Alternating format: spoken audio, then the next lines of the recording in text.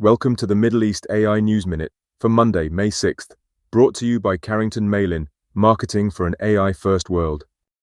The UAE's Ministry of Investment and the Uzbekistan's Ministry of Digital Technologies have signed a memorandum to establish a digital infrastructure investment framework with a focus on data center and AI projects in Uzbekistan. This is the 10th such memorandum signed by the UAE during the past 6 months. Meanwhile, Texas-based tech startup Iozera has partnered with the Moroccan government to build a state-of-the-art 386 megawatt data center and AI hub in Tétouan in the north of the country. The center will help democratize access to GPUs for research and development, startups and business. And Oman's Ministry of Transport, Communications and Information Technology will hold a new space entrepreneurship workshop next month.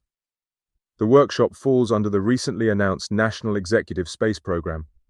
Oman has attracted 20 million riyals of space sector investments during the past 2 years, the equivalent of $52 million.